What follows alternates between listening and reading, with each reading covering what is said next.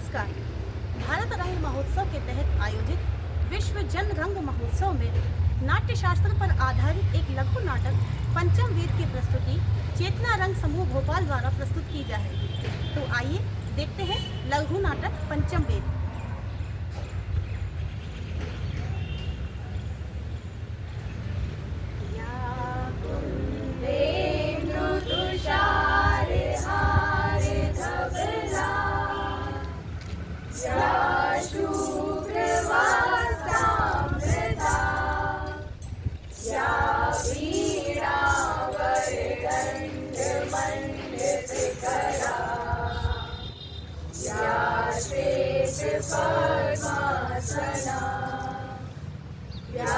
ब्रह्माच्युत शंकरय प्रभृतिभिः देवैः सदा वन्दिता सा मां पातु सरस्वती भगवती। नमस्ते कुटुम्बकम् वसुधैव कुटुम्बकम् वसुधैव कुटुम्बकम् वसुधैव कुटुम्बकम्। ऋषि मुनि ने देखा था सपना, ऋषि मुनि ने देखा था सपना, वेद पुराण अपनाया जग ने जिसमें निकला नाट्य शास्त्र अपना। वेद पुराण अपनाया जग ने जिसमें निकला नाट्य शास्त्र अपना। भरत मुनि ने सूत्र बनाया, भरत मुनि ने सूत्र बनाया, आंगिक वाचिक आहार सात्विकम यही है अपना। वसुधैव कुटुम्बकम् वसुधैव कुटुम्बकम् वसुधैव कुटुम्बकम् वसुधैव कुटुम्बकम्। पूर्व रंग समाप्त हो गया है। चलो अब जो कुछ सीखा है उसका अभ्यास करो। ये नवीन प्रयोग है, इसमें तनिक भी चूक नहीं होनी चाहिए। प्रणाम स्वीकार करें मुनिवर। सदा स्नेही बने रहें। कहे ऋषिगण, किस प्रयोजन से आना हुआ? हे मुनिवर, जब से आपने नाट्य शास्त्र की रचना की है, हमारे हृदय में अनेकों प्रकार के प्रश्न उठे हैं। उन्हीं के उत्तर के लिए हम आपके पास आए। पूछें, संकोच ना करें।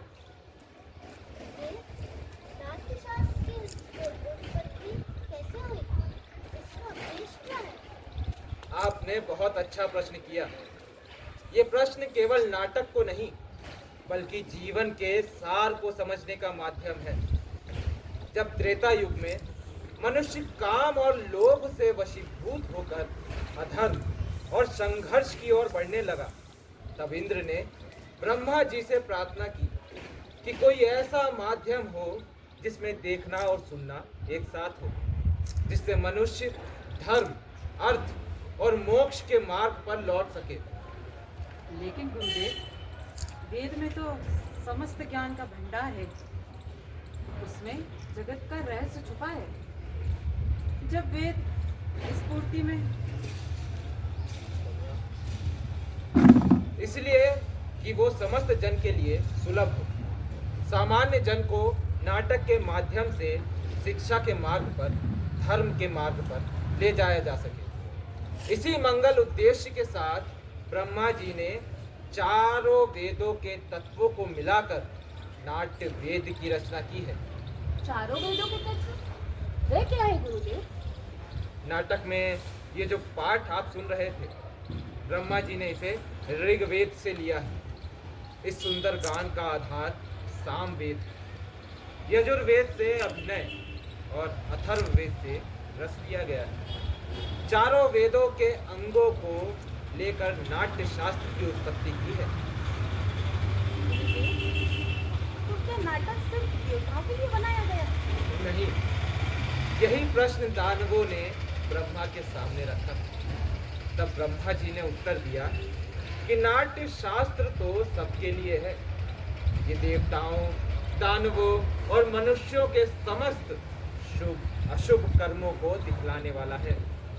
नाटक को दुख से, थकावट से तथा शोक से पीड़ित लोगों को आराम देने के लिए है।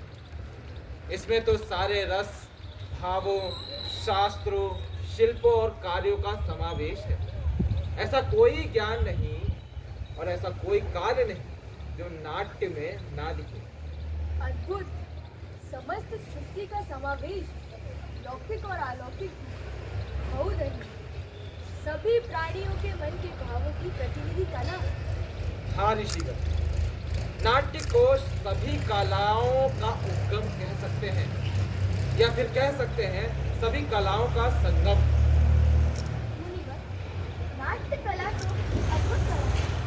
यह इतनी जरूरी है जितना जीवित रहने के लिए सांस लेना। फिर हमारा समाज इसे गंभीरता से क्यों नहीं लेता? कार्य कर्म और कार्य कर्म को अनावश्यक क्यों समझा जाता है? हम तो कलाकार, नीति के नियंता नहीं। कला कर्म करना हमारा धर्म है। हमारे विषय में, हमारी कला के विषय में तो नीति नियंताओं को विचार करना होगा। प्रयोग के साधन और अवसर उपलब्ध कराने होंगे। नाटक केवल कला नहीं है, ये समाज का दर्पण है।